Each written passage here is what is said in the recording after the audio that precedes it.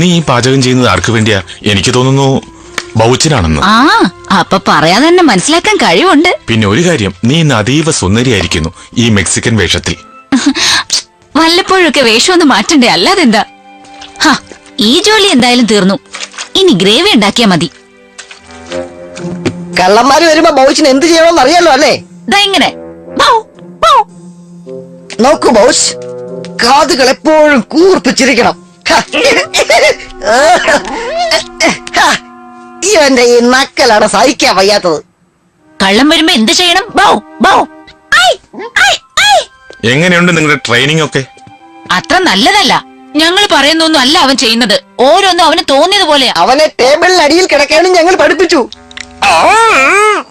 ഇങ്ങനെയാണെങ്കിൽ നമുക്ക് വേറെ വഴി ആലോചിക്കേണ്ടി വരും. ഒരുപക്ഷെ ഇവ ശരിയായില്ലെങ്കിൽ നമുക്ക് കള്ളനെ പിടിക്കാൻ മറ്റൊരു വഴി തേടേണ്ടി വരും. ഓക്കെ, ഒന്ന് പോയാൽ മറ്റൊന്ന്. ജോർജേ, നീ വാ. നിങ്ങൾ ചെല്ല്, ഞാൻ ഇവനെ നോക്കിക്കൊള്ളാം. ജോർജേ, നമുക്കൊരു കെണി ഒരുക്കി ഒരു മീറ്റ് പാക്കറ്റും അതിനുള്ളിൽ വെച്ച് നമുക്ക് കാത്തിരിക്കാം. ഉറപ്പായിട്ടും അവൻ വരും.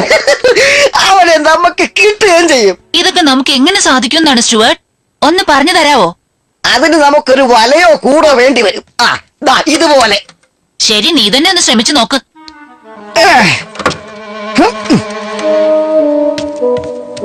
ഇതുകൊണ്ട് നമുക്ക് എന്തെങ്കിലും ചെയ്യാൻ പറ്റുമോ ജോർജ്? ഇതിങ്ങനെ പിടിച്ചിട്ട് ഇത് പിന്നെ ഇത് എല്ലാം കിട്ടി.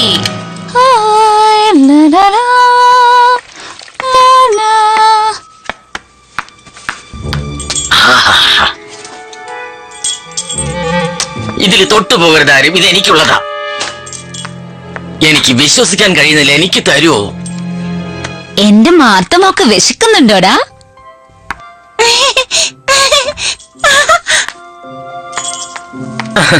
എനിക്ക് തരുന്ന ലക്ഷണമില്ല.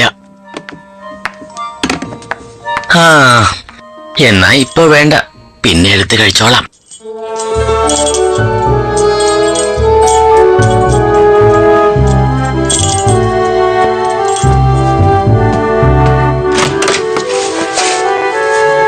റെഡി? 1 2 3.